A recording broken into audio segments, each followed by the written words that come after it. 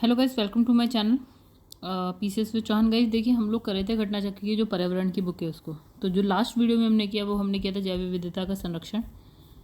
फिर उसके बाद हमने किया था जैव विविधता के उपयोग की बात करी थी। IUCN हम कर चुके थे लास्ट चैप्टर में, लास्ट वीडियो में। ठीक है, अब यहाँ पे लिखा है जैव विविधता एवं संकटापन्न जातियाँ, जो हम इस वीडियो में करने जाएंगे।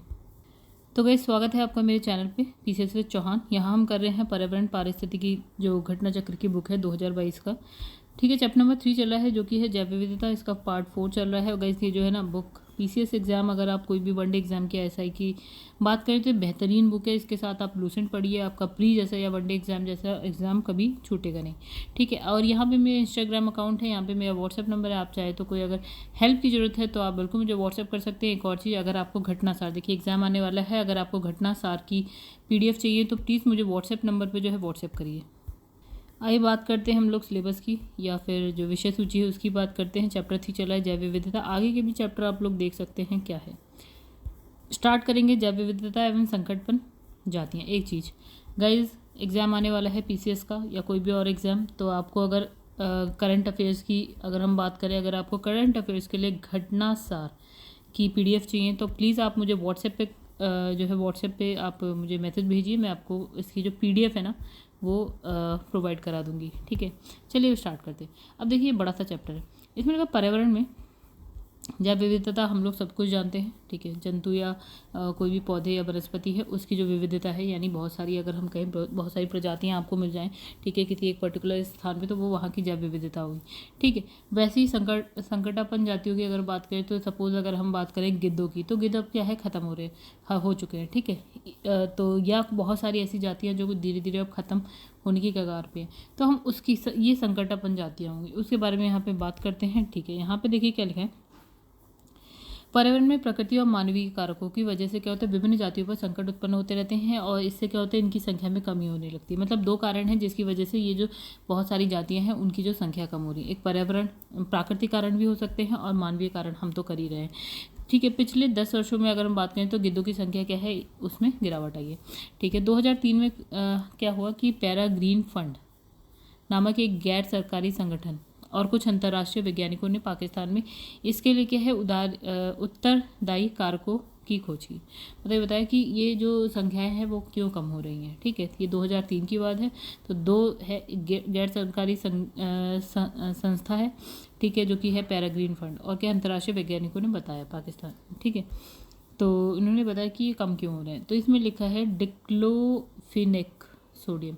ठीक है, ये नाम याद रखिएगा, बहुत इंपॉर्टेंट। तो डिक्लोफिनेक सोडियम क्या है, ये क्या है, दर्द निवारक दवा है। ठीक है, जिसका उपयोग किसान क्या है, पशुओं के लिए क्या दर्द निवारक के रूप में बुखार के इलाज में करते हैं। मतलब पशु बीमार है, बुखार है, उसके लिए जो दवा ये यूज़ करते हैं उसका नाम है डिक्लोफिनेक सोडियम। राइट, तो किसान यूज़ करते हैं। तो अब क्या होता है, दरअसल जब ये जो है दवा, ठीक है, इसके उपयोग के दौरान पशु मर जाता है और उसी मरे हुए पशु को क्या है, गिद्ध एक मतलब पशु का जो मांस है गिद्ध एक बार भी खा लेता है। अगर मतलब थोड़ा सा भी अगर गिद्ध वो मांस खा लेता है तो 30 दिन के भीतर क्या है, उसकी मृत्यु हो जाती है। अब आप समझ गए कि पशु बीमार है, उसने ये दवा खाई, उसकी वजह से अगर वो पशु मर गया और उसे गिद्ध ने खा लिया तो वो 30 दिन के अंदर वो गिद्ध भी मरेगा। और इसमें लिखा है कि इस दवा के कुप्रभाव का जो है अंदाज़ा इससे लगाया गया कि 10 वर्षों के भीतर क्या होता है, भारत, नेपाल, पाकिस्तान में 8.50 करोड़ गिद्ध मारे गए। ठीक है, अब यहाँ लिखा है मॉरिशस। मॉरिशस कहाँ है गाइस, ये है आपका इंडियन ओशन में। मॉरिशस में क्या होता है, टम्बलाकोक, जिसे क्या है टोडो वृक्ष के नाम से भी जाना जाता है। टोडो पक्षी के विलुप्त होने के कारण जो है प्रजनन में असफल रहा। ठीक है, जिसकी वजह से ये भी लगभग विलुप्त हो रहा है। ठीक है, वस्तुतः इसके बीज जो है आपका टोडो पक्षी का मुख्य भोजन थे, जो उसकी क्या है विष्ठा के साथ बाहर निकलकर भूमि में अंकुरित होता। मतलब आप ये कह सकते हैं कि ये एक वृक्ष है, इसके अब क्या हुआ, ये पक्षी आया, इसने इसके वृक्ष के बीज खाए, अब ये क्या है, इसने कहीं और जाके वो बीज निकाल दिए। ठीक है, अब यहाँ पे वो वृक्ष हो गया। ठीक है, अब देखिए तो ये भी एक कि जो टोडो वृक्ष के नाम से ये टम्बलाकोक है। ठीक है, तो ये टोडो पक्षी के विलुप्त होने के कारण क्या हो रहा है कि ये वृक्ष भी आपका खत्म हो रहा है। अगर ये पक्षी नहीं रहेंगे तो वो बीज इधर से उधर दूसरी जगह नहीं जाएगा। अब जब वृक्ष इधर से इसके बीज इधर नहीं जाएंगे तो ये वृक्ष भी क्या है, धीरे धीरे कम ही होंगे। ठीक है, तो ये विलुप्त हो रहे। अब लिखा है इंडियन फ्लाइंग फॉक्स, चमगादड़ की एक प्रजाति है, तो ये नाम याद रखिएगा, इंडियन फ्लाइंग फॉक्स। ठीक है, तो ये बांग्लादेश, चाइना, भारत, मालदीव, नेपाल, मतलब भारत के आसपास, पाकिस्तान और श्रीलंका में पाए जाते हैं, भारत के आसपास के देशों में।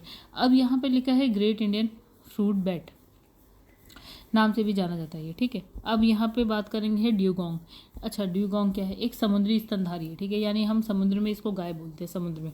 ठीक है, तो ये क्या होता है, जो क्या है, विलोपन के कगार पे, मतलब खत्म होने वाला है, गायब होने वाला है। ये क्या है, शाकाहारी स्तनधारी है और घास खाने की इसकी जो आदत है, इसके कारण हम इसको क्या बोलते हैं गाइस, समुद्री गाय। तो ये बहुत ही बेहतरीन क्वेश्चन है कि समुद्री गाय का नाम आपको याद रखना है, समुद्री गाय का नाम आपको याद रखना है क्या, ड्यूगोंग। राइट, हाँ, उसके अलावा इसमें क्या है, ये स्तनधारी है। ठीक है, समुद्री स्तनधारी है। ठीक है, चलिए, अब ये क्या है, ये पूर्वी अफ्रीका में हो गया, दक्षिण और दक्षिण पूर्व एशिया में हो गया, ऑस्ट्रेलिया, यहाँ पे ये पाया जाता है।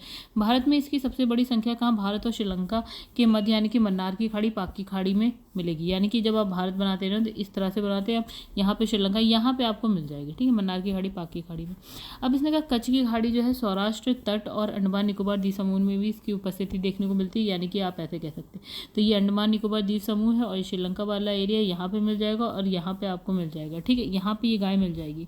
अच्छा, ड्यूगोंग को जो है, इंपॉर्टेंट बात आ गई, ड्यूगोंग को वन्य जीव संरक्षण अधिनियम 1972 के की अनुसूची 1, इंपॉर्टेंट बात है गाइस, ये बहुत इंपॉर्टेंट बात है। ठीक है, तो ये जो इसने कहा ड्यूगोंग को, जो ये अधिनियम याद रखिएगा, वन्य जीव संरक्षण अधिनियम 1972, और ये भी याद रखिएगा अनुसूची 1 में के अधीन जो है आपका विधिक संरक्षण प्रदान किया गया है। मतलब जैसे कि आप लायन है ना, शेर, तो लॉयन को भी इसी सूची में डाला गया। क्यों? क्योंकि बहुत कम है और इनको इतना संरक्षण मिलता है, इनके लिए इतनी देखभाल करी जाती है। अगर ये अनुसूची 1 में है, तो अनुसूची 1 में तो इनको बहुत ही ज़्यादा मतलब सराखों पर बिठाया जाएगा। ठीक है, तो मतलब ये 2 लाइन जो है ना, बहुत ही इंपॉर्टेंट है, याद रखिएगा। अब इसने कहा कच्छ का रण भारतीय वन्य गधे का जो है प्राकृतिक आवास है। ये बात भी इंपॉर्टेंट है कि भारतीय वन्य गधा कहाँ रह रहा है, कच्छ का घर, कच्छ का रण। राइट, तो इस क्षेत्र में इसका कोई भी जो है परभक्षी नहीं है, किंतु जो है आवास क्षेत्र के सीमित होते जाने के कारण इनका अस्तित्व खतरे में। मतलब ये है कि इसको मारने के लिए तो कोई भी नहीं है, लेकिन हाँ, इनका जो आवास क्षेत्र है वो क्या हो रहा है, कम होता जा रहा है, जिसकी वजह से खत्म हो रहे हैं धीरे धीरे। अच्छा, इसमें लिखा है प्रोसोपिस जूलीफ्लोरा, मूलतः मैक्सिको, दक्षिण अमेरिका, ठीक है, कैरेबियन क्षेत्र का एक छोटा पौधा या झाड़ी है। ठीक है, तो मैक्सिको, दक्षिण अमेरिका, कैरेबियन, ये आप देखेंगे अपनी एटलस में, ये आसपास ही है सारा। ठीक है, तो ये जो पौधा है ना, ये पौधा भारत में जो है 19वीं शताब्दी में लाया गया। तो इस पौधे को तमिल में सीमई करुवेलम और हिंदी में विलायती बबूल कहते हैं। राइट, तो ये कहाँ से आया है, ये कहाँ का है, मैक्सिको, दक्षिण अमेरिका, कैरेबियन क्षेत्र का है। भारत आ गया 19वीं शताब्दी में। तमिल में इसको सीमन करुवेलम बोलते हैं, हिंदी में विलायती बबूल बोलते हैं। ठीक है, तो ऐसा माना जाता है कि पौधा जो है पर्यावरण के लिए क्या है, हानिकारक है। ठीक है, अच्छा, विशेषज्ञ क्या कहते हैं, इसकी जड़ें जो है काफ़ी गहराई तक जाती है और भूजल, जो भूमि के अंदर नीचे की तरफ जल होता है, उसे बड़े पैमाने पर क्या करती है, सोख लेती है। तो ये पौधा ना ही मिट्टी में जल सोखता है, बल्कि आसपास के क्षेत्र में जो है वायु की नमी को भी खत्म कर देता है। मतलब ये पानी खत्म करने का काम कर रहा है, चाहे वो मिट्टी से हो, चाहे वो वायु से। ठीक है, बल्कि इसने लिखा है कि जिससे इसके जो है निकट दूसरे जो पौधे होते हैं ठीक तरीके से पनप ही नहीं पाते हैं। मतलब कहानी चल रही है आपके बबूल की, ठीक है, विलायती बबूल की। ठीक है, पानी खत्म करने का काम करते हैं, जिसकी वजह से आसपास के पौधों को पानी नहीं मिल पाता। ये पौधा जो है वायुमंडल में विभिन्न जहरीले पदार्थों का उत्सर्जन भी करता है। ठीक है, पानी तो ये खत्म कर ही रहा है, उसके बाद जो है जहरीले पदार्थ भी उत्सर्जित कर रहा है। ठीक है, स्पष्ट है कि ये जो है जैव विविधता के लिए क्या है, खतरा है। तो अगर क्वेश्चन आ जाता है जैव विविधता के लिए खतरा है, कौन सा पौधा है, तो ये पौधा है। ठीक है, अब लिखा है सिंह पुच्छ, ये भी इंपॉर्टेंट बात हो गई।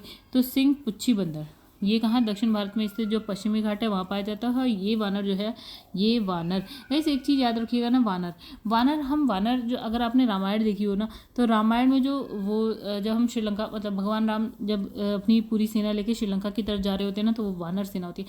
अब बात होगा ना, वानर हर जगह नहीं बोला जाता है। वानर क्या है, ऐसा माना जाता है कि एक जनजाति थी, कहाँ पे, ये साउथ की साइड में एक जनजाति थी। जब भगवान राम जब ऊपर चित्रकूट से जब नीचे होते होते श्रीलंका जा रहे होते ना, सीता जी को बचाने के लिए।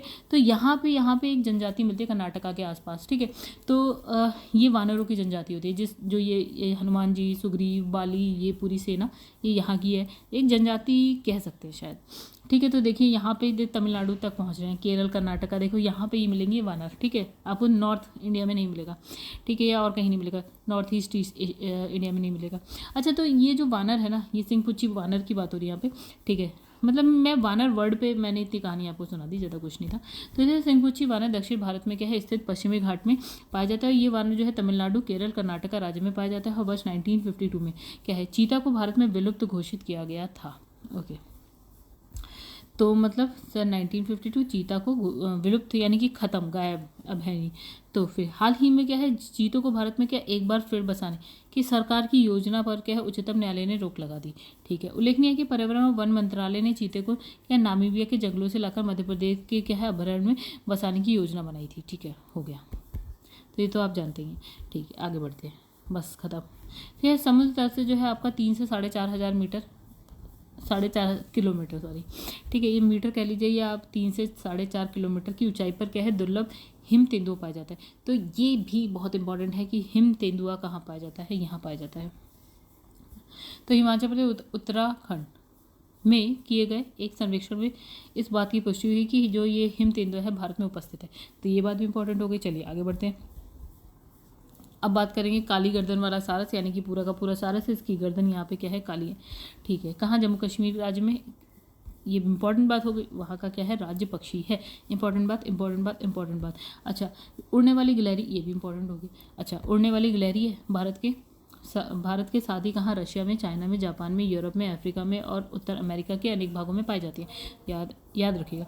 भारत में जो है हिमालय के पर्वतीय क्षेत्र में प्राय जो है उड़न गिलहरी देखने को मिलती है। अंडमान निकोबार के समुद्री जीव जंतु, ठीक है, ये बात खत्म हो गई, ठीक है। अब नेक्स्ट पे आ जाओ। अब हम आ गए हैं अंडमान निकोबार। तो वहाँ के समुद्री जीव जंतु में क्या ड्यूगोंग, वही हमने जो बोला था गाय, ठीक है, डॉल्फिन हो गई, वेल हो गई आपका, सॉल्ट वाटर क्रोकोडाइल हो गया आपका, ठीक है, समुद्री कछुआ हो गया, समुद्री सांप हो गए, ये सामान्यतः बहुत ज़्यादा पाया जाता है। तो ये समझ लीजिए कि अंडमान निकोबार की बात हो रही है, समुद्र में जो पाया जाता है उसका नाम यहाँ लिख दिया। अब ये श्रू एंड क्या है टैपीर विशाल हिमालय श्रृंखला में पाया जाता है, हिमालय श्रृंखला में पाया जाता है श्रू एंड टैपीर। चलिए अब यहाँ पे लिखा है रैकून। तो इसने कहा रैकून जैसा दिखाई देने वाला क्या, रेड पांडा। तो रेड पांडा भी इंपॉर्टेंट को जो है फायर कैट के नाम से भी जाना जाता है। और ये जो है वृक्षों पर रहने वाला स्तनधारी। यहाँ याद रखने वाली बात क्या है, ये जो रेड पांडा है या फिर हम फायर कैट कह सकते हैं, ये क्या है एक स्तनधारी। तो गाइस वही बहुत बार आ जाता है कि ये आप विकल्प दे रखे हैं 4, इसमें बताइए स्तनधारी कौन है, ठीक है। तो ये रेड पांडा याद रखिएगा, स्तनधारी यानी कि जो बच्चे को जन्म देता है या जो दूध पिलाता है वो, ठीक है। तो इसका जो है जूलॉजिकल नाम लिखा है यहाँ पे एलोरस फलगेंस। तो जहाँ तक मुझे लगता है ये नहीं पूछेंगे शायद, ठीक है। तो याद हो जाए तो भी ठीक है, नहीं याद हो तो भी ठीक है। तो भारत में जो है रेड पांडा जो है प्राकृतिक रूप से उत्तर पूर्वी भारत के उप हिमालय क्षेत्र में पाया जाता है। जब आप ऐसे करके भारत बनाते हैं, ये उत्तर पूर्वी भारत, ये रहा उत्तर पूर्वी भारत, ठीक है। तो यहाँ के उप हिमालय क्षेत्रों में पाया जाता है। देखिए मुख्य रूप से सिक्किम हो गया, वेस्ट बंगाल हो गया, अरुणाचल प्रदेश। अब इसने कहा कि भारत के अतिरिक्त जो रेड पांडा है नेपाल, भूटान, अड़ोस पड़ोस भारत का, चीन हो गया, लाओस थोड़ा सा अलग हो गया, ठीक है, म्यांमार, ठीक है। तो ये समझ लीजिए जब आप ऐसे करके भारत ऐसे बनाते हैं इधर इस वाली साइड पे, ठीक है। तो यहाँ पे चीन भी है, यहाँ नेपाल भी है, यहीं पे भूटान भी है, यहीं पे म्यांमार भी है, यहीं पे लाओस भी है, ठीक है। एंड नॉर्थ ईस्ट एशिया में लाओस मिल जाएगा, भारत के पड़ोस में जब आप जाएंगे, ठीक है। तो भारत में लिखा है स्लो लॉरेस, मुख्यतः जो है उत्तर पूर्वी भारत, असम, अरुणाचल प्रदेश, नागालैंड, क्या है, मणिपुर, मिजोरम है, त्रिपुरा है, मेघालय में पाया जाता है। और भारत के अतिरिक्त जो है स्लो लॉरेस जो बांग्लादेश है, ब्रुनेई है आपका, Cambodia, Indonesia, Laos, Malaysia, Thailand, Vietnam, यानी जो नॉर्थ ईस्ट एशिया में जो भी हमारे पड़ोस में चिपके हुए जितने भी देश हैं ये उनके नाम लिखे हुए हैं, एक बार एटलीस्ट देखिएगा। और इसमें लिखा है सिलोन फ्रॉग माउथ। तो सिलोन फ्रॉगमाउथ भारत के पश्चिमी तट श्रीलंका में पाया जाता है। और इसमें लिखा है कॉपर स्मिथ बार्बेट, जिसे क्रिम्सन ब्रेस्टेड बार्बेट के नाम से भी जाना जाता है। भारतीय उपमहाद्वीप और दक्षिण पूर्वी एशिया के कुछ हिस्सों में पाया जाता है, ठीक है। मतलब ये नाम लिखा है कहाँ पाया जाता है, नाम लिखा है कहाँ, फिर लिखा है ग्रे चिड ग्रे चिंड मिनीवेट, ठीक है। इसमें लिखा है कैंप फेडिगा परिवार का पक्षी है और ये जो है हिमालय क्षेत्र, चाइना, ताइवान, दक्षिण पूर्वी एशिया में पाया जाता है, ठीक है। और फिर इसके बाद लिखा है वाइट थ्रॉटेड रेडस्टार्ट, ये मस्कीपिडे परिवार का पक्षी है, नेपाल, भूटान, मध्य चीन, म्यांमार आदि यहाँ पाया जाता है। अब भारत सरकार ने वन एवं पर्यावरण मंत्रालय के अधीनस्थ जो है अधिकरण भारतीय प्राणी सर्वेक्षण जियोलॉजिकल सर्वे ऑफ इंडिया के एनविस सेंटर ऑफ क्या है फॉनर डाइवर्सिटी की वेबसाइट पर प्रदर्शित सूची के अनुसार कुछ दिए गए जानवरों की खतरे की स्थिति बताइए, ठीक है। तो देखिए, अब विलुप्तप्राय कौन कौन से हो गए? सुनहरा लंगूर विलुप्तप्राय है, फिर है हुलॉन्ग गिबन विलुप्तप्राय, एशियाई जंगली कुत्ता विलुप्तप्राय हो गए। अब इसमें कहा कम खतरे में, यानी मरुस्थलीय बिल्ली जो है कम खतरे में। अच्छा, अब इसमें लिखा है जो IUCN रेड लिस्ट की नवीनतम सूची मरुस्थलीय बिल्ली के नाम से कोई भी जानवर जो है सूचीबद्ध नहीं है। अच्छा, यहाँ लिखा है चीनी मरुस्थलीय बिल्ली जो है आपकी सूची में शामिल है, जिसे आपका वर्नरेबल यानी कि सुभिद्ध श्रेणी में शामिल किया गया, ठीक है। ये कोई क्वेश्चन होगा जिसका मतलब जिसके बारे में यहाँ पे लिखा है। अब कोई भी इसमें लिखा है ड्रग्स गिद्धों की समष्टि में हाश के लिए उतरा कौन सा ड्रग है जो गिद्धों को ख़त्म करने के लिए तो हमने पढ़ा था सोडियम, ठीक है, यानी कि डिक्नोफिनिक सोडियम। तो गाइस ये वही बात लिखी है जो हम अभी पढ़ के आए, तो ये बिल्कुल ही सेम है। आप चैप्टर देखिएगा, मैं यहाँ पे रोक दे रही हूँ, आप एक बार देख लीजिए, इसे सेम लिख दीजिएगा, बस खत्म, बात आगे बढ़ जाते। कोई फ़ायदा नहीं है टाइम वेस्ट करने का, ठीक है। भारत में गिद्धों की तेज़ी से घटती जनसंख्या का मुख्य कारण क्या है? वही वाली बात है, डिक्नोफिलेट दवा, ठीक है, जो कि अगर जानवर क्या होते हैं, पशु कोई बीमार है तो उसको ये दवा दी जाती थी, पशु अगर मर गया तो गिद्ध उसे खा लेते थे और 30 दिन के अंदर मर जाते थे। तो यही है, तो बहुत तेज़ी से क्या होता है, पिछले 10 साल में 8.50 करोड़ गिद्ध है वो मारे गए। इंडिया पाकिस्तान की बात हो रही। चलिए आगे बढ़ते हैं। तो पशुओं को दिए जाने वाली, ये देखिए क्वेश्चन हो रहा है रिपीट गाइस, ये आप फिर से देख सकते हैं, ठीक है। यहाँ रिपीट लिखिए, भारत में गिद्धों की कमी, तो ये भी देखिए गाइस गिद्धों का ही है, वही है आपका, रिपीट हो रहा है क्वेश्चन। कुछ वर्ष पहले क्या है, तो कुछ वर्ष पहले तक क्या है, गिद्ध भारतीय देहातों में आमतौर में दिखाई देते थे, किंतु आजकल कभी कभार ही नजर आते हैं। इस स्थिति के लिए उत्तरदायी है क्या? उत्तरदायी इसमें लिखा है गौ पशु मालिकों द्वारा क्या है, रुग्ण पशुओं के यानी कि जो बीमार पशु हैं उनके उपचार हेतु प्रयुक्त एक औषधि है, ठीक है। हमें औषधि का नाम पता है, तो ये क्वेश्चन भी हो गया आपका रिपीट, ठीक है। आगे बढ़ जाते हैं। फिर लिखा है मॉरिशस में एक जो वृक्ष है ना, वृक्ष प्रजाति प्रजनन में असफल रही, क्यों? क्योंकि डोडो वृक्ष, डोडो पक्षी वो क्या करता था, उस वृक्ष को खाता था, मतलब उसके बीज खाता था और दूसरी जगह जाके क्या कहते हैं निकाल देता था और वहाँ जाके क्या है वो वृक्ष उग जाता था। अब क्या है, जब पक्षी नहीं है तो वृक्ष भी कम हो रहे हैं, क्यों? क्योंकि उसका बीज इधर से उधर नहीं ट्रांसफ़र हो पा रहा है, ठीक है। तो गाइस एक बात है, यहाँ पे ये भी पूरा का पूरा सेम है, इसे आप एक बार चाहे तो पढ़ सकते हैं और ना चाहे तो नहीं पढ़िए, क्योंकि हम पढ़ के आए हैं। अब लिखा भारतीय वन्य जीवन के संदर्भ में उड्डयन क्या लिखा है, वल्वुल यानी कि फ्लाइंग फॉक्स, ठीक है। निम्नलिखित में से क्या है गाइस? फ्लाइंग फॉक्स एक चमगादड़ है, राइट। तो ये कहाँ कहाँ पाया जाता है? ये बांग्लादेश, चीन, भारत, मालदीव, नेपाल, पाकिस्तान, श्रीलंका में पाया जाता है। ग्रेट इंडियन फ्रूट बैट के नाम से भी जाना जाता है। अब ड्यूगोंग नामक जो है समुद्री जीव को विलोपन की कगार पर है, क्या है? तो ये क्या है? तो गाइस देखिए फिर वही वाली बात होगी, मैंने कहा किस पे ध्यान देना कि एक स्तनधारी है, ठीक है। चलिए, भारत में पाए जाने वाले स्तनधारी याद रखिएगा गाइस, क्वेश्चन इसी तरह से आ जाता है। तो स्तनधारी ड्यूगोंग के संदर्भ में निम्नलिखित, तो ये क्या एक शाकाहारी समुद्री जानवर है, बिल्कुल ठीक बात है। ये भारत के पूरे समुद्र तट के साथ पाया जाता है, तो पूरे समुद्र तट के संग तो नहीं पाया जाता। ये क्या है, वन्य जीव संरक्षण अधिनियम 1972 की जो है सूची 1 में ऐसे जो है विधिक संरक्षण दिया गया, बिल्कुल सही बात है, ठीक है। तो पहला और तीसरा सही है, बाकी तो दूसरा वाला गलत है, तो इसमें कुछ भी नया नहीं है, वही चीज़ यहाँ दोबारा लिख दी है, ठीक है। चलिए आगे बढ़ जाते हैं हम लोग। इसमें लिखा है बलुई और लवड़ी क्षेत्र एक भारतीय पशु जाति का क्या है, प्राकृतिक आवास है, और इस क्षेत्र में उस पशु के कोई जो है परभक्षी नहीं है, वही गधे की बात हो रही है, ठीक है। लेकिन जो है उसका जो आवास क्षेत्र है वो कम होता जा रहा है, और कौन सा है वो गधा, नहीं सॉरी, वो जानवर कौन सा है, तो भारतीय वन्य गधा, ठीक है। तो वही बात लिखिए कि जो है कच्छ का रंग भारतीय वन्य गधे की जो है प्राकृतिक आवास है, और इस क्षेत्र में उसका कोई परभक्षी नहीं है, मतलब उसे खाने वाला तो कोई नहीं है, लेकिन हाँ उसका जो आवासीय क्षेत्र है वो सीमित होता जा रहा है, जिससे इनके अस्तित्व पे खतरा आ रहा है। अब इसमें लिखा है प्रोसोपिस ज्यूरीफ्लोरा नामक पादप प्रायः क्यों समाचार में उल्लिखित होता है, ठीक है। तो आंसर देखते हैं बी। तो इसमें जिस क्षेत्र में ये उगता है ना, वहाँ की जो जैव विविधता को ये कम कर देता है, क्योंकि इसको हमने क्या बोला, ये बबूल, ठीक है। देखिए एक्चुअल में जो ये है, ये कहाँ, मैक्सिको, दक्षिण अमेरिका, कैरिबियन क्षेत्र का एक छोटा सा पौधा, ठीक है।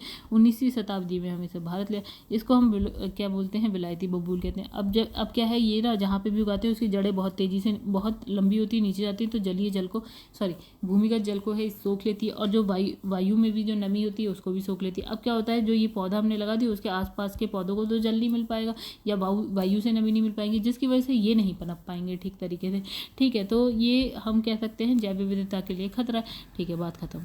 तो ये पूरा का पूरा पैराग्राफ यही लिखा था गाइस, मैं क्या पढ़ती उसे।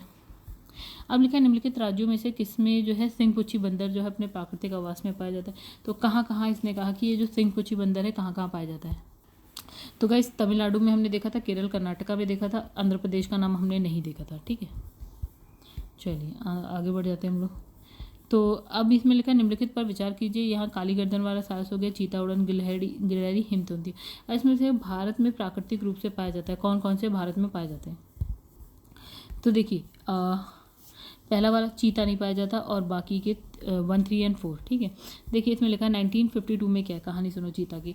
तो 1952 में चीता को कह दिया भारत से ख़त्म हो गया, ठीक है। हिमाचल प्रदेश उत्तराखंड में ये क्या है, एक सर्वेक्षण में पता चला है कि जो तेंदुआ है भारत में उपस्थित है, ठीक। काली गर्दन वाला जो सारस है जम्मू कश्मीर में पाया जाता है, और जो ये आपकी उड़ने वाली गिलहरी है ये आपको रूस, चाइना, भारत में तो मिलेगी, उसके साथ रूस, चाइना, जापान, यूरोप, अफ्रीका, उत्तरी अमेरिका में भी पाई जाती है। चलो आगे बढ़ते। इसमें लिखा है भारत की जैव विविधता के संदर्भ में Ceylon frogmouth, coppersmith barbet, grey chinned, minivet और वाइट थ्रोटेड रेड स्टार्ट, ठीक है। क्या है ये सब, क्या है गाइस, ये सब पक्षी हैं, ठीक है। तो ये देखिए ये पूरा का पूरा पैराग्राफ एक बार देख लिया कि कौन सी चीज़ कहाँ पाई जाती है, कौन सा पक्षी कहाँ पाया जाता है, ठीक है। बिल्कुल सेम है इसमें ना, ये बस बुक को मोटा करने का हिसाब किताब है, एक ही चीज़ 100 बार लिखना, ठीक है। यहाँ लिखा अंडमान निकोबार द्वीप समूह में जो है आपका लवण जल मगर, द्वीप समूह में लवण जल मगर पाया जाता है, बिल्कुल सही बात है। मालाबार क्षेत्र के पश्चिमी घाट में क्या है, श्रू और टैपीर पाए जाते हैं। तो हमें बताना है कि इन दोनों में से कौन सा सही है, ठीक है। तो आंसर है हमारा ए, यानी पहला सही दूसरा गलत है। क्यों? क्योंकि जो ये श्रू और जो टैपीर है वो हिमालय क्या विशाल हिमालय श्रृंखला में पाए जाते हैं, ना कि मालाबार क्षेत्र में पाए जाते हैं। मालाबार क्षेत्र कौन सा होता है, जब आप ऐसे करके भारत को नीचे की तरफ बनाते हैं तो ये वाला जो क्षेत्र होता है वो मालाबार क्षेत्र होता है, ठीक है। लेकिन ये पाए कहाँ जाते हैं, हिम श्रृंखला में पाए जाते हैं, हिमालय श्रृंखला में पाए जाते हैं, ठीक है। और देखिए अगर हम अंडमान निकोबार की बात करें, वहाँ पर ड्यूगोंग है यानी समुद्री गाय हो गया, डॉल्फिन हो गया, वेल हो गया, आपका सॉल्ट वाटर क्रोकोडाइल हो गया, आपका समुद्री कछुआ है, सांप है, समुद्री सांप है, सब पाए जाते हैं, ठीक है। अब भारत में रेड पांडा प्राकृतिक रूप से केवल पश्चिमी हिमालय में पाया जाता है। दूसरे का भारत में स्लो लॉरेस जो है उत्तर पूर्व के सघन वनों में रहता है, ठीक है। तो दूसरा वाला सही है, पहला वाला गलत है। अगर हम रेड पांडा की बात करें, ठीक है, रेड पांडा की बात करें तो ये है उत्तर पूर्वी भारत में जो है उप हिमालयी क्षेत्र में पाया जाता है। और ये कौन सी जगह बोल रहा है, ये बोल रहा है गाइस, ये देखिए उत्तर पूर्वी भारत में पाया जाता है, उत्तर पूर्वी हिमालय में वैसे पाया जाता है, लेकिन यहाँ लिखा है पश्चिमी हिमालय में। तो अगर आप इस तरह से हिमालय बनाए, एक ये हिमालय एक ये हिमालय, तो यहाँ नहीं पाया जाता गाइस, यहाँ पाया जाता है। तो पहला वाला गलत हो गया, ठीक है। अब इसने और उसमें ऐसा कुछ है नहीं। स्लो लॉरेस मुख्यतः जो है उत्तर पूर्वी राज्य असम, अरुणाचल, नागालैंड, मणिपुर, मिजोरम, त्रिपुरा, मेघालय यहाँ पाया जाता है, ठीक है। तो दूसरा वाला सही है। निम्नलिखित में से कौन सा सही तिलमित नहीं है, इसमें लिखा है सुनहरा लंगूर जो है विलुप्त प्राय है, ठीक है। फिर है मरुस्थलीय बिल्ली विलुप्त प्राय नहीं है। फिर है ह्यूलॉक गिब्बन, इसमें का कौन सा सम्मिलित नहीं है, कौन सा गलत है ये बताएं। अब देखिए क्या है, फिर से हम एक बात करेंगे, वही वाली बात करेंगे। देखिए इसमें क्या लिखा है, क्या ये देखिए सुनहरा लंगूर मरुस्थलीय बिल्ली हो गया, ह्यूलॉक गिब्बन हो गया, आपका एशियाई जंगली कुत्ता हो गया, ठीक है। चलिए फिर से बात करते हैं। जो IUCN की जो रेड लिस्ट है ना, उसमें उसकी जो नई सूची है उसमें जो मरुस्थलीय बिल्ली है उसका नाम ही नहीं है। जब इसका नाम ही नहीं है तो हम बताएं क्या कि ये किस उसमें आती है। तो इसमें चीनी मरुस्थलीय बिल्ली है वो तो शामिल है, जिसे हमने क्या वनरेबल बोला है, यानी कि सुभेद्य बोला है, ठीक है, ना कि विलुप्त प्राय बोला, तो हमें पता ही नहीं है, ठीक है। तो बाकी तो जो एशियाई जंगली कुत्ता है विलुप्त प्राय श्रेणी में आता है, ठीक है, तो यानी कि ये वाला भी गलत है, ये वाला भी गलत है, तो आंसर क्या हो पता नहीं। ठीक है, तो हमें बताना कौन सा गलत है, तो ये दोनों ही गलत है। तो चलो आगे बढ़ते हैं गाइस। ओके, तो यहाँ पे हमारे क्वेश्चंस ख़त्म हो गए। चलिए दोस्तों, तो यहाँ पे तो हो गए ये वाले क्वेश्चन ख़त्म। नया चैप्टर रामसर सम्मेलन की बात करेंगे। तो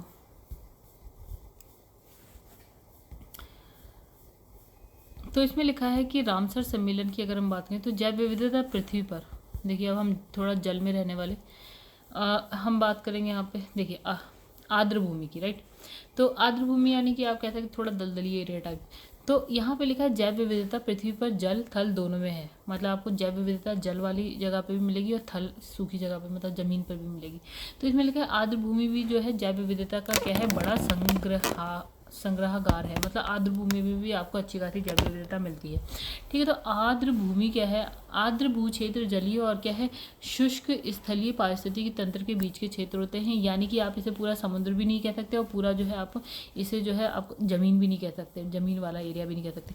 हाँ, जो समुद्र होगा और समुद्र और बीच, जैसे आप तट कह सकते हैं, उसके आसपास जो दलदलीय भाग होता है, मतलब ना पूरा पानी होता है ना पूरी ज़मीन होती, तो ये उन दोनों के बीच का हिस्सा हो गया आर्द्र भूमि। ठीक है, आर्द्र भू क्षेत्र जो है प्रकृति में पानी को सोखने और क्या है, छानने के विशाल स्पंज है, मतलब ये पानी को सोखता है और छानता है। अब इसने कहा है कि ये पोषक पदार्थों की मात्रा को कम करके जो है तलछटों को हटाकर जो है जल को शुद्ध करता है। यानी आप कह सकते हैं कि सपोज की पोषक पदार्थ बहुत ज़्यादा है, ठीक है, तो और क्या है, दूसरा है तलछट मतलब कूड़ा कचरा कह सकते हैं। तो ये पोषक पदार्थों को भी कम करता है। अगर सपोज कि पानी ऐसे नदी में बहता हुआ आ रहा है और समुद्र में मिलने जा रहा है, उससे पहले ही आपको आर्द्र भूमि मिल जाएगी। तो ये इसमें अगर पोषक पदार्थ बहुत ज़्यादा है, ठीक है, पोषक पदार्थ बहुत ज़्यादा है तो ये इससे छन के आगे बढ़ेंगे। ठीक है, या इसमें तलछट या कूड़ा करकट बहुत ज़्यादा है तो ये इससे छन के आगे बढ़ेंगे। ठीक है, तो ये क्या करता है, जल को शुद्ध करने का काम करता है। अब क्या होता है, बाढ़ के दौरान क्या होता है, नम भूमि पानी में क्या है मौजूद जो तलछट या पोषक तत्व है उसको क्या है अपने में ही समा लेता है, वही बात है, और क्या है सीधे नदी में जाने से रोकता है। ठीक है, तो यह नदी में जाने से, हम बाद में समुद्र में जाने से रोकता है। ठीक है, और इसमें लिखा है रामसर सम्मेलन इंपॉर्टेंट है, बहुत ही इंपॉर्टेंट है, आर्द्र भूमियों के संरक्षण से संबंधित है। ये जो आर्द्र भूमि है उसको बचाने के लिए या उसकी देखरेख करने के लिए कौन सा सम्मेलन है, रामसर सम्मेलन है। तो ये क्या है, ये रामसर एक जगह है ना जो कहाँ पे है, ईरान में अवस्थित है। ठीक है, एक नगर है वहाँ पे। और ये इसमें लिखा है, देखिए इंपॉर्टेंट डेट है 2 फरवरी 2 फरवरी 1971। तो यहीं पे यहाँ पे क्या होती है ना, बैठक होता है, कन्वेंशन, ये कन्वेंशन की नींव पड़ी। ठीक है, रामसर सम्मेलन की नींव यहीं पे पड़ती है, ईरान में एक जगह है रामसर, वहाँ पे 2 फरवरी 1971, पूरी की पूरी डेट याद रखिएगा। तो 1975 में ये क्या है, क्रियान्वित हुआ, पूर्णता क्रियान्वित हुआ। अच्छा, रामसर में जो ये बैठक हुई थी ना उसके कारण ही क्या होता है, इसे रामसर कन्वेंशन कहा जाने लगा। इस कन्वेंशन को 1 फरवरी 1982 में लागू हुआ, कब, भारत में। ठीक है, 1971 में तो इसकी बैठक होती है, देखिए, और भारत में लागू ये हो रहा है 82 में, मतलब 11 साल बाद। ठीक है, अब वर्तमान में क्या होता है, विश्व भर में स्थित जो रामसर स्थल है ना उसकी जो टोटल संख्या है 2439 है, 2439 है। अपडेट कर लीजिएगा आप लोग पेपर देने से पहले। ठीक है, तो ये जो रामसर स्थल है उसके अंतर्गत कुल इतने हेक्टेयर क्षेत्र है, कोई नहीं पूछ रहा। उल्लेखनीय है कि जो यूनाइटेड किंगडम है यानी कि यूके में सबसे ज़्यादा है, यानी 175 है, अपडेट करिएगा। मैक्सिको में 142 है। ठीक है, तो सबसे फर्स्ट नंबर पे जो इसमें साइट्स हैं, मतलब जगह है, वो यूके की है, सेकंड नंबर पे मैक्सिको की। अच्छा, जो ये इसका जो सचिवालय की अगर हम बात करें रामसर के तो वो है ग्लैंड स्विट्जरलैंड में। स्विट्जरलैंड आपको यूरोप में मिल जाएगा। अब इसने कहा वर्ल्ड वेटलैंड डे, अब हमने कहा ना 2 फरवरी में पहली बैठक हुई थी, 2 फरवरी 1971। ठीक है, तो ये 2 फरवरी डेट इंपॉर्टेंट हो जाती है। तो 2 फरवरी को हम क्या कह रहे हैं, वर्ल्ड वेटलैंड डे बोल रहे हैं, यानी कि विश्व आर्द्र भूमि दिवस बोल रहे हैं। ठीक है, तो फिर यहाँ पे क्या हुआ था, यही 2 फरवरी 1971 में रामसर ईरान में क्या होता है, हस्ताक्षरित आर्द्र भूमियों पर क्या है अंतर्राष्ट्रीय कन्वेंशन, मतलब इसे मनाया जाता है। ठीक है, जो भी है ध्यान है कि 2018 में अगर हम बात करें तो ये विश्व आर्द्र भूमि दिवस है, उसकी थीम बता रखी है, यहाँ पे लिखा है wetland for the sustainable urban future. याद कर लीजिएगा, याद नहीं करिएगा अभी तो आप 2018 की करेंगे, अभी जो लेटेस्ट आई है आप उसको याद करिए।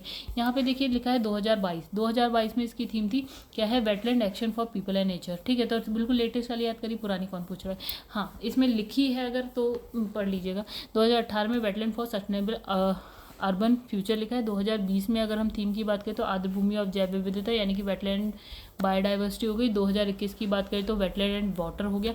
2022 की बात करें तो wetland action for people and nature. सब याद कर लीजिएगा, जब इसने लिखा है तो है भी आसान एक जैसे। बाद में आर्द्रभूमियों के अंतर्गत जो सरकारी सबसे ज़्यादा क्षेत्र कहाँ आ जाता है, गुजरात में आ जाता है, क्योंकि वहाँ पे खंबात की खाड़ी है, आपका कच्छ का रण है, तो आ ही जाता है। और दूसरे नंबर पे इसने बताया है आंध्र प्रदेश आता है, ठीक है। तो इसमें लिखा है भारत में कुल इसमें लिखा है 49 स्थल है, राइट। तो 49 स्थल के नाम यहाँ पे लिख रखे हैं, कौन सा राज्य है, कितना, ये वो कोई नहीं पूछ रहा। तो आप इसमें देखिए, क्या देखिए, हाँ अष्टमुडी देखिएगा। एक चीज़ देखिए, तो इसने आपको इसमें क्या बहुत ज़्यादा इम्पोर्टेंट है वो देख लेते हैं। तो 1981 वाली देखिए सबसे पहले, क्योंकि 1981 में भारत ने हस्ताक्षर किया। तो 1981 की अगर हम बात करें, देखिए ये आती है उड़ीसा का चिल्का झील, इसमें ऐड हुआ, ठीक है। तो 1981 में सारे कौन पढ़ पाएगा। तो 1981 में राजस्थान का केवला देव राष्ट्रीय उद्यान, ये दोनों तो याद रखिए ही रखिए, ठीक है। उसके बाद क्या याद रखना है मैं बताऊंगी। तो 1981 वाले तो याद रखिए, क्योंकि ये बिल्कुल सबसे फर्स्ट नंबर पे ऐड हुए होंगे 1981 में, ठीक है। उसके बाद अब देखिए, उसके बाद अभी हमारा क्या है 2022 चल रहा है, तो 23 चल रहा है, तो 2022 के एक बार देखिए आप लोग, लेटेस्ट 2021 का दे रखा है इसमें, तो 2021 में कौन कौन से ऐड हुए उसको देख लीजिए। तो ये रहा 2021 का, देखिएगा 2021 में, और अपडेट ले लीजिएगा एक बार। इसमें लिखा है वधवाना आर्द्रभूमि जो कि गुजरात में है, फिर है थोल झील वन्यजीव अभ्यारण्य 2021 का ही है गुजरात में, ठीक है। उसके बाद हरियाणा के दो हैं, हरियाणा के कौन सा है, भिंडवास वन्यजीव अभ्यारण्य हो गया, सुल्तानपुर राष्ट्रीय यानी नेशनल पार्क हो गया। उत्तर प्रदेश को तो बिल्कुल ही देखिएगा, हैदरपुर आर्द्रभूमि हो गया और बखीरा वन्यजीव अभ्यारण्य हो गया। फिर गुजरात का एक और है, यहाँ पे लिखा है खिजड़िया वन्यजीव अभ्यारण्य। तो 2021 के आपने देख लिए, ठीक है, यानी कि 1981 के याद रख लीजिएगा, 2021 के 2022 का एक बार अपडेट देख लीजिएगा अगर ऐड हुए हों तो, ठीक है, नहीं तो कोई बात ही नहीं, ठीक है। अब देखिए यहाँ पे एक बार हम ना एक नज़र मार लेते हैं कि कौन कौन से।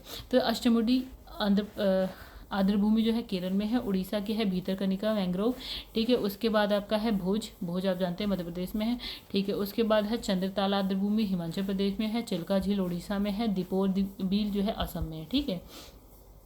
फिर है पूर्वी कलकत्ता आर्द्रभूमि वेस्ट बंगाल, नाम से पता है। हरिके झील जो है पंजाब में है, होकेरा आर्द्रभूमि जम्मू कश्मीर में, कांजली पंजाब में, केवलादेव राष्ट्रीय उद्यान राजस्थान में, कोलेरू झील आंध्र प्रदेश, लोकटक झील मणिपुर हो गया आपका, नल सरोवर पॉइंट कैलिमियर हो गया गुजरात में, वन्यजीव पक्षी अभ्यारण्य तमिलनाडु हो गया, पोंगबांग झील जो है आपका हिमाचल प्रदेश में हो गया, रेणुका आर्द्रभूमि हिमाचल प्रदेश, रोपड़ पंजाब, रुद्रसागर झील त्रिपुरा, सांबर झील राजस्थान, शास्था कोट्टा झील जो है केरल में है, सुंदरवन आर्द्रभूमि वेस्ट बंगाल में हो गया। उसके बाद है सुरिनसर मानसर झील जम्मू कश्मीर में हो गया, सोमोरीरी जम्मू कश्मीर हो गया, ऊपरी गंगा नदी उत्तर प्रदेश हो गया, वेम्बनाड कोल आर्द्रभूमि केरल हो गया, वुलर झील जम्मू कश्मीर हो गया, केशोपुर मियानी पंजाब हो गया, ब्यास कंजर्वेशन रिजर्व पंजाब है, नांगल वन्यजीव अभ्यारण्य जो है पंजाब में मिल जाएगा, नंदूर मधमेश्वर महाराष्ट्र में, नवाबगंज पक्षी अभ्यारण्य उत्तर प्रदेश को तो एक बार देख लीजिएगा, ठीक है। उसके बाद है पार्वती अगरा, ये 2019 में भी बहुत सारे ऐड हुए थे, तो उत्तर प्रदेश में है पार्वती अर्गा पक्षी अभ्यारण्य हो गया, फिर है शम्सपुर पक्षी अभ्यारण्य हो गया उत्तर प्रदेश के, सारे देखिएगा। सरसई नावर झील उत्तर प्रदेश, मतलब अपने स्टेट के आप लोग देखिएगा। ये सांडी पक्षी अभ्यारण्य जो है उत्तर प्रदेश है, समान पक्षी अभ्यारण्य उत्तर प्रदेश है, आसन कंजर्वेशन रिजर्व उत्तराखंड में आ गया, उत्तराखंड के भी देख लीजिएगा। फिर है काबर ताल आर्द्रभूमि जो है आपका बिहार के भी देख लीजिएगा, सभी देख लीजिएगा। अड़ोसी पड़ोसी देख लीजिएगा, लोनार झील महाराष्ट्र हो गया आपका, सूर सरोवर उत्तर प्रदेश हो गया, तसोकार आर्द्रभूमि लद्दाख हो गया, फिर है वधवाना आर्द्रभूमि गुजरात, थोल झील वन्यजीव अभ्यारण्य गुजरात हो गया, भिंडवास वन्यजीव अभ्यारण्य हरियाणा हो गया। बाकी के हम ये सारे 2021 के देख चुके। आगे देखिए यहाँ पे लिखा है मॉन्ट्रेक्स रिकॉर्ड जो है उन अंतर्राष्ट्रीय महत्व की आर्द्रभूमि की सूची है में उन जो आर्द्रभूमियों को रजिस्टर है जहां मानवीय हस्तक्षेप के परिणामस्वरूप आर्द्रभूमि के पारिस्थितिकी स्वरूप में जो है परिवर्तन या तो हो रहा है या तो हो गया है या हो रहा है या संभव, मतलब मानवीय हस्तक्षेप से जो आर्द्रभूमि पे परिवर्तन हो रहा है। ठीक है, वो किस में आपको मिलेगा, मॉन्टेक्स रिकॉर्ड में मिल जाएगा। और इसने कहा कि 2012 तक क्या है प्राप्त आंकड़ों के अनुसार भारत में आर्द्र भूमियों के कुल भौगोलिक क्षेत्र का आंतरिक आर्द्र भूमियों के अंतर्गत जो है 69.22% क्षेत्र और क्या है तटीय आर्द्र भूमि में इतने प्रतिशत क्षेत्र है, जबकि जो है शेष जो 3% जो क्षेत्र है सूक्ष्म आर्द्र। अब ये इसमें क्या कहानी गई, इसमें जो कहानी गई ना ये बहुत इंपॉर्टेंट है। इसने कहा कि भारत में अगर 100% आर्द्र भूमि है, ठीक है, तो उसका जो है 69% जो है आपका आंतरिक आर्द्र भूमि में मिलेगी, मतलब समुद्र तट से दूर भारत के बीच में कहीं ना कहीं मिल जाएगी। ठीक है, तो 69% भारत के अंदर मिलेगी। ठीक है, इसने कहा 27% जो है आपको तटीय क्षेत्र में मिल जाएगी, तटीय क्षेत्र में मिल जाएगी, जैसे ये सुंदरबन टाइप, ठीक है, या कच्छ का रण टाइप। और बची जो 3% है, जो 3% और बचेगी वो क्या है आपका सूक्ष्म आर्द्र भूमियाँ है। तो ये डेटा आप याद कर लीजिए, क्योंकि हमें क्या लगता है आर्द्र भूमि है पानी से रिलेटेड है तो तट पे ज़्यादा होगी, तो तट पे ज़्यादा नहीं है, आंतरिक क्षेत्रों में ज़्यादा है। ठीक है, क्वेश्चन आंसर देख लेते हैं। तो रामसर सम्मेलन संरक्षण से संबंधित है, किसके संरक्षण से, तो नम भूमि या आर्द्र भूमि। ठीक है, तो ये जो है कहानी इसमें लिखी है, इसमें लिखा है रामसर सम्मेलन आर्द्र भूमियों के संरक्षण से संबंधित है। रामसर ईरान में अवस्थित नगर है। 2 फरवरी 1971 में हुई बैठक के बाद इस कन्वेंशन की नींव पड़ी है। 1975 में क्या पूर्णतः क्रियान्वित हुआ है। रामसर में हुई बैठक के कारण इसे रामसर सम्मेलन नाम से जाना जाता है। तो रामसर सम्मेलन संबंधित है, यहाँ लिख दीजिएगा सेम, या रिपीट हो रहा है क्वेश्चन। ठीक है, फिर लिखा है बिहार में प्रथम रामसर क्षेत्र कहाँ स्थित है, यहाँ यहाँ यहाँ यहाँ, तो यहाँ पे है बेगूसराय। ठीक है, तो बिहार का ही क्वेश्चन है, तो जिस स्टेट के आप है ना वहाँ का आप जरूर देखा करिए। तो बिहार का प्रथम रामसर जो स्थल है वो है आपका काबर ताल आर्द्र भूमि राज्य बेगूसराय स्थित है। और यहाँ पे लिखा है ये कोई नहीं पूछा। ठीक है, कब आया ये रामसर स्थल, कब बना है, 2020 में बना है। वेटलैंड दिवस 2 फरवरी को मनाया जाता है। ठीक है, फिर देख लेते हैं यहाँ क्या लिखा है। तो इसने कहा कि वर्ल्ड वेटलैंड डे जो है 2 फरवरी को मनाया जाता है। क्यों, क्योंकि यहाँ पे बैठक जो पहली हुई थी 2 फरवरी 1971 में हुई थी। ठीक है, अब इसने कहा कि 2022 में जो इसकी थीम थी वो क्या था, wetland action for people and nature. निम्नलिखित राज्यों में से किसमें जो है भारत की सबसे बड़ी अंतर्देशीय लवणीय आर्द्र भूमि है, तो किसमें हो सकती है गाइस, यहाँ पे है गुजरात में। ठीक है, तो जब फर्स्ट नंबर पे गुजरात, सेकंड नंबर पे है आंध्र प्रदेश। ठीक है, अब निम्नलिखित आर्द्र भूमि क्षेत्रों में किन्हें रामसर का दर्जा मिला है, क्या लोकटक को मिला है, क्या वूलर झील को, केवलादेव को, चिल्का को मिला है, हाँ ठीक है सभी को मिला है। तो इसने कहा रामसर सूची अंतर्राष्ट्रीय महत्व की आर्द्र भूमियों की सूची है। इसमें जो है भारत के 49 स्थल है, जिसमें ये सारे जो भी नाम दिए हैं तारे हैं। ठीक है, तो उसमें जो है आपका चिल्का झील उड़ीसा में है, वूलर झील जम्मू कश्मीर में, केवलादेव राष्ट्रीय उद्यान जो है मणिपुर, केवलादेव राष्ट्रीय उद्यान हो गया, लोकटक झील मणिपुर, रामसर का दर्जा मिला हुआ है। ठीक है, हाँ, तो रामसर कन्वेंशन के अंतर्गत कौन कौन से स्थल हैं, तो इसमें लिखा है सी सुंदरबन है, बिल्कुल है, डी है भोज आर्द्र भूमि स्थल, ये दोनों हैं, और जो गोदावरी डेल्टा नहीं है, कृष्णा डेल्टा नहीं, ये हम पढ़ के आ चुके हैं। ठीक है, तो ये जो 2 हमने पढ़े वो आपके 2019 में ऐड हुए हैं। ठीक है, अब इसने कहा 2019 में सुंदरबन और भोज दोनों जो है आर्द्र स्थल रामसर स्थल है। ठीक है, इसने लिखा यदि अंतर्राष्ट्रीय महत्व की किसी आर्द्र भूमि को जो है मॉन्ट्रियो रिकॉर्ड के अधीन लाया गया है तो इसके अभिप्राय, इसका मतलब यानी कि यहाँ पे जो मानवीय हस्तक्षेप बहुत ज़्यादा हो रहा होगा। ठीक है, तो ये आंसर है, पढ़ लेते। तो मानव हस्तक्षेप के परिणाम स्वरूप क्या है, आर्द्र भूमि में पारिस्थितिकी स्वरूप में परिवर्तन हो रहा है या होना संभावित है। ठीक है, तो गाइस इतना यही चीज़ यहाँ पे भी लिखी है, कुछ नया नहीं लिखा है, यहाँ लिख दीजिएगा सेम। चलिए, अब इसमें लिखा है पारिस्थितिकी निकाय के रूप में आर्द्र भूमि निम्नलिखित में से किस हेतु उपयोगी है, तो भैया किस हेतु, पोषक पुनर्प्राप्ति और चक्रण हेतु, बिल्कुल सही बात है। पौधे द्वारा अवशोषण के माध्यम से भारी धातुओं को अवमुक्त करना, बिल्कुल सही है। तलछट रोककर नदियों को जो है गादीकरण कम करना, बिल्कुल सही, सारे सही। ठीक है, अब इसमें लिखा है आर्द्र भूमि जलीय और शुष्क स्थलीय पारिस्थितिक तंत्र के बीच का क्षेत्र, बिल्कुल। आर्द्र भू क्षेत्र प्रकृति में पानी को सोखने और छनन के विशाल स्पंज है, बिल्कुल सही है। पोषक पदार्थ की मात्रा को कम करके तलछटों को हटाकर जो है जल को शुद्ध करता है। बाढ़ के दौरान नम भूमि पानी में मौजूद तलछट या फिर आपका पोषक तत्वों को अपने में समा लेता है और सीधे नदी में जाने से क्या करता है, रोकता है। कुछ भी नया नहीं है, यहाँ लिख दीजिएगा सेम। ठीक है, चलो आगे बढ़ जाते हैं। तो लिखा भारत में आर्द्र भूमियों के संदर्भ में निम्नलिखित कथनों पर विचार कीजिए। तो आर्द्र भूमि के अंतर्गत देश के कुल भौगोलिक क्षेत्र जो है अन्य राज्यों की तुलना में गुजरात में अधिक अंकित है, बिल्कुल सही बात है। भारत में तटीय आर्द्र भूमि का कुल भौगोलिक क्षेत्र जो है आंतरिक आर्द्र भूमि के कुल भौगोलिक क्षेत्र से अधिक है, ये बात हो गई गलत। तटीय कम है, 29% देखा था, लेकिन जो आंतरिक आर्द्र भूमि है वो ज़्यादा थी।